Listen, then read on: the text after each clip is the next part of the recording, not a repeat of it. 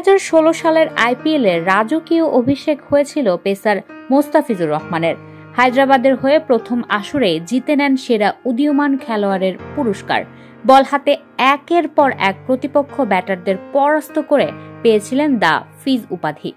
এরপরে খেয়ে হারান মুস্তাফিজ। পুরনো সেই মুস্তাফিজকে আর খুঁজেই পাওয়া যায়নি। প্রায় 8 বছর পর ফিজ রূপে আবির্ভাব হলো এই বাঁহাতি পেসারের। সাম্প্রতিক ফর্মটা ভালো যাচ্ছিল না মুস্তাফিজের।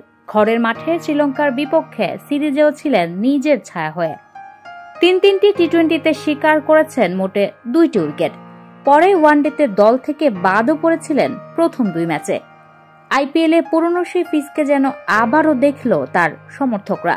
চেন্নাইয়ের হয়ে অভিষেক ম্যাচে নিল 29 রান, খরচায় 4 উইকেট, যা আইপিএলে তার ক্যারিয়ারের সেরা বোলিংও বটে। ইনিংসের পঞ্চম ওভারে বোলিংয়ে এসে প্রথম বল ডট দেন মুস্তাফিজ। দ্বিতীয় বলে ডুপ্লেসির কাছে 4 হজম করলেও তৃতীয় বলে তাকে সাজঘর দেখান দ্য ফিজ। মুস্তাফিজের আউটসাইড অফের স্লোয়ার বলটি মারতে গিয়ে ডিপ পয়েন্টে ধরা পড়ে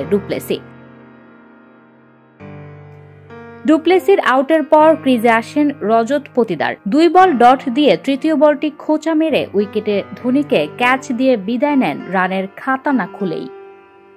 দ্বিতীয়বার মুস্তাফিজকে 12তম ওভারে বোলিংয়ে আনে ঋতুরাজ। তার দ্বিতীয় বলে স্লোয়ারে পরাস্ত হয়ে মিড উইকেটে ক্যাচ দেন কোহলি। তাকে সাজঘরে পাঠাতে বাউন্ডারির পাশ থেকে রিলে ক্যাচ নেন আজিঙ্কা রাহানে ও রাচিন রবীন্দ্র। 1 বল বাদে মুস্তাফিজ করলেন কাটার, যা সোজা আঘাত হানে স্টাম্পে। তাতেই ক্যামেরুন গ্রিন ফেরেন সাজঘরে।